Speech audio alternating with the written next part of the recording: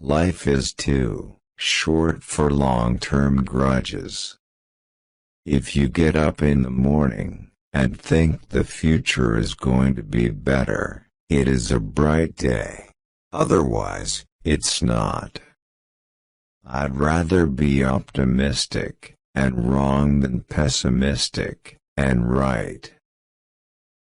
When something is important enough, you do it even if the odds are not in your favor. When something is important enough, some people don't like change, but you need to embrace change if the alternative is disaster. If something's important enough, you should try, even if the probable outcome is a failure. Patience is a virtue, and I'm learning patience. It's a tough lesson. I would like to die on Mars, just not on impact. If you're trying to create a company, it's like baking a cake. You have to have all the ingredients in the right proportion. I think it matters whether someone has a good heart. It's okay to have your eggs in one basket as long as you control what happens to that basket. People should pursue what they're passionate about. That will make them happier than pretty much anything else. To make an embarrassing admission, I like video games. That's what got me into software engineering when I was a kid. I wanted to make money so I could buy a better computer to play better video games. Nothing like saving the world. I think there should be regulations on social media to the degree that it negatively affects the public good.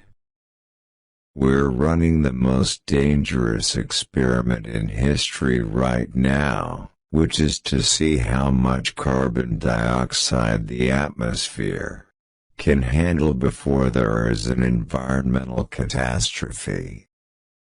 I always invest my own money in the companies that I create. I don't believe in the whole thing of just using other people's money. I don't think that's right. I'm not going to ask other people to invest in something if I'm not prepared to do so myself. Starting a business is not for everyone. Starting a business, I'd say, number one is to have a high pain threshold. Rockets are cool. There's no getting around that.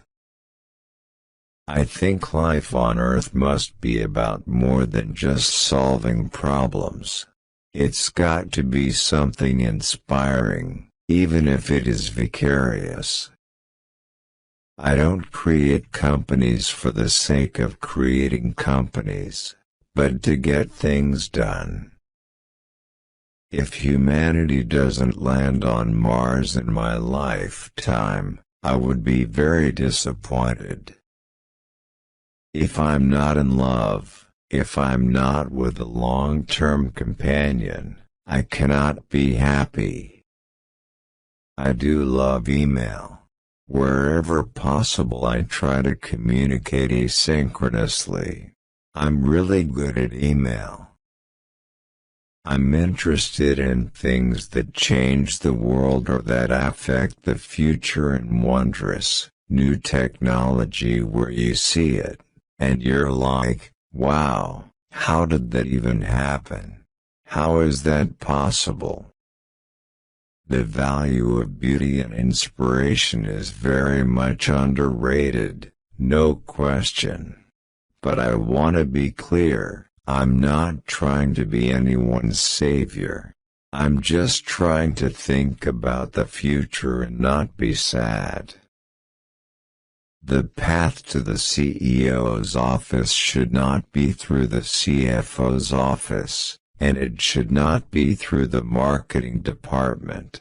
It needs to be through engineering and design.